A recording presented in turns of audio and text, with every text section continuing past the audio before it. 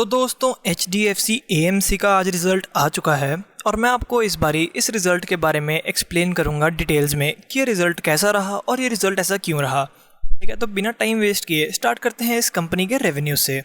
तो जो इस बारी कंपनी के रेवेन्यूज़ थे वो रहे 411 करोड़, जो कि हमारी एक्सपेक्टेशंस यानी कि 500 करोड़ से कम थे। और वहीं ये क्वार्टर ऑन क्वार्टर और ईयर ऑन ईयर डिप करे हैं। तो देखो, इसका रीज़न मैं आपको थोड़ा एंड में बताऊंगा, क्योंकि अभी और भी चीज़ें आपको बताने वाली हैं जिस वजह से आपको समझ आएगा कि रेवेन्यू डाउन क्यों रहा। तो आप ये वीडियो एंड तक ज़रूर देखना, ठीक है। तो अब बात करते हैं इस कंपनी का AUM यानी कि एसेट अंडर मैनेजमेंट। तो एसेट अंडर मैनेजमेंट जैसे कि आप 1000 रुपये के म्यूचुअल फंड्स खरीदते हो, तो HDFC AMC क्या करता है, वो 1000 रुपये के आगे शेयर्स खरीद लेता है। ठीक है, तो वो जो शेयर्स हो गए वो होते हैं एसेट अंडर मैनेजमेंट। तो आप देख सकते हैं कि क्योंकि जो मार्केट थी वो फॉल करी थी अराउंड अप्रैल से लेके मई तक, तो आप देख सकते हैं कि इस कंपनी का AUM कितना ज़्यादा डाउन गया था।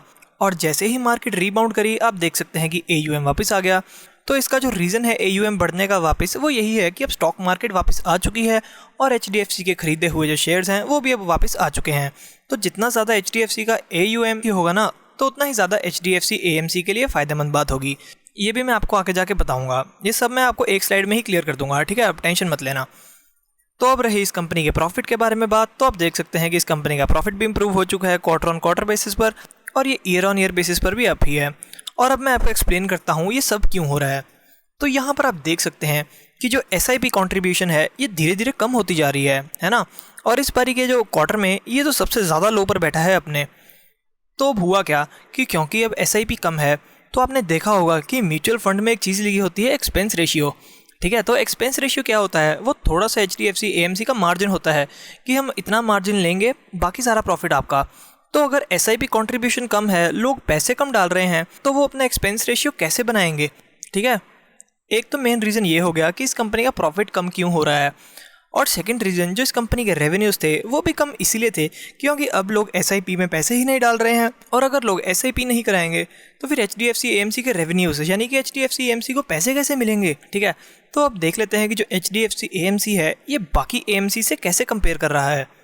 तो यहाँ पर आप देख सकते हैं कि पिछले क्वार्टर में जो HDFC था उसके पास पूरे इंडिया का म्यूचुअल फंड का 15% होल्ड था, बट अब तो ये डिक्रीज़ होकर 14.6% जा चुका है।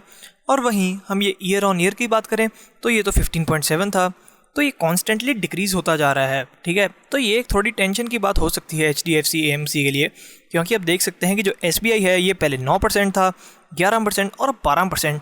तो धीरे धीरे SBI अपनी पकड़ बना रहा है म्यूचुअल फंड की दुनिया में। तो अब हमें देखना होगा कि HDFC कैसे परफॉर्म कर सकता है बढ़िया। ठीक है दोस्तों, तो इस कंपनी का जो आपने अभी प्रॉफिट देखा ये कुछ भी नहीं था, क्योंकि प्रॉफिट तो आगे जाके बढ़ता रहेगा। ठीक है, तो अगर लोग अभी SIP स्टार्ट कर रहे हैं तो 40 साल बाद तो वो पता नहीं कितने लाखों अमाउंट डाल देंगे। तो फिर अगर जाके HDFC अपना 1 या 2% का एक्सपेंस रेशियो निकाले तो आपको पता ही है कि कितना ज़्यादा अमाउंट बन जाएगा। तो इसीलिए इस कंपनी के जो प्रॉफिट और रेवेन्यूज़ थे उस पर मैंने अभी खास बात नहीं करी और मैंने आपका ज़्यादा टाइम लगाया SIP के बारे में समझाने के लिए। तो दोस्तों, अगर आपको ये वीडियो अच्छी लगे तो प्लीज़ इसे लाइक करना और मुझे सब्सक्राइब भी करना।